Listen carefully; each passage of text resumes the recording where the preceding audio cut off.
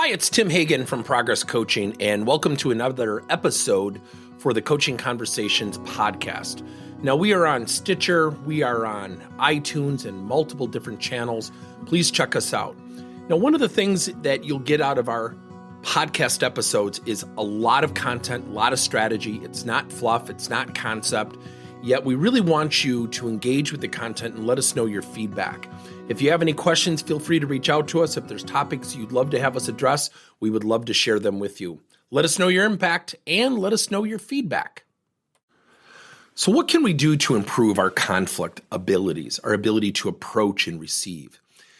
Let me start with approach. I would, again, continue to use permission plus the sword. Bob, do you mind if I share with you an opportunity? Language is important. Opportunity, perspective, insight. Stay away from the word feedback. It will trigger a negative reaction. It typically triggers, here it comes. Insight sounds different. Perspective, perception sounds friendlier.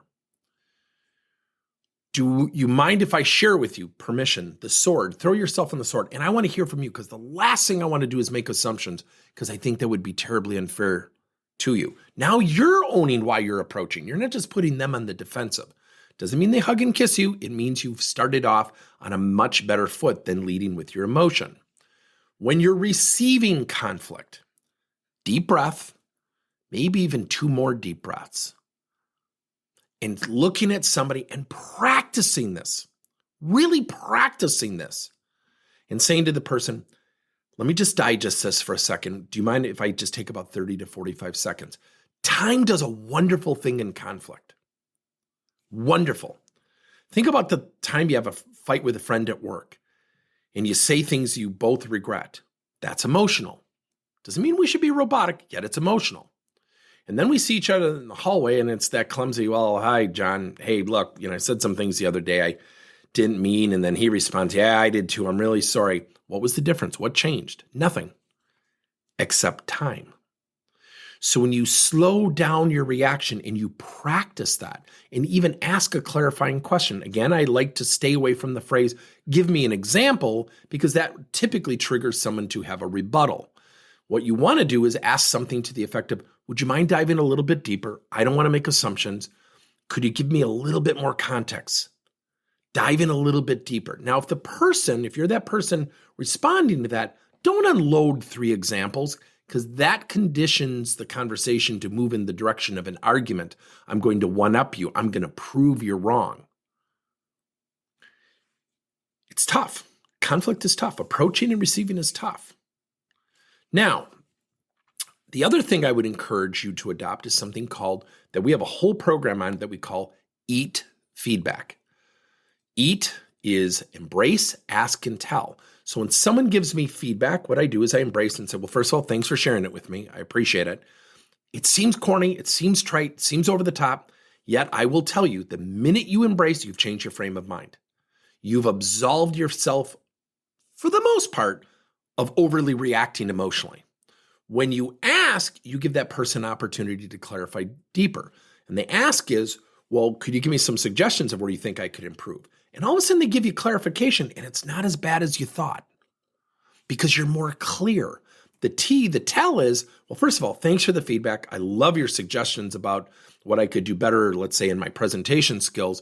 Let me tell you what I'm going to do with your feedback. You know what you do when you eat feedback? You invite that person to come back again. The worst thing that we can hear as leaders, as individual contributors, as employees, as executives, is silence. The minute you have silence, you'll never know where you stand. I had a boss at IBM over 40 years ago. Martha always gave me feedback daily, multiple times a day, and I hated it. And I'll never forget this. 40 years later, she said to me, when it's quiet, you'll never know where you stand. And that's an uneasy feeling. We assume we're doing great, but maybe people have just gotten tired of giving you feedback because you've pushed back so hard. They're just tired of doing it. I'll never forget that. Now, does that mean I love feedback? Does that mean I don't get defensive? Of course I do. We all do. We're humans. Yet if we practice receiving feedback, if we practice asking for feedback, if we take deep breaths and we reflect before we react, guess what happens? things get a lot better. Good luck.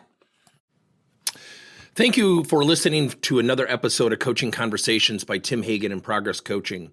Now, our company is always coming out with new and innovative solutions to help leaders coach their employees. And recently, we just created a new service called Coach to You, where leaders can pick and choose topics and assign 7 to 21 day programs for employees to learn and, more importantly, apply actions and then reflect and share what they're going to do going forward as a result of the learning. It's called Coach to You. We're literally bringing coaching to your employees. If you're intrigued, we'll have a link in each one of our episodes where you can get more information. And again, thank you so much for listening to another episode.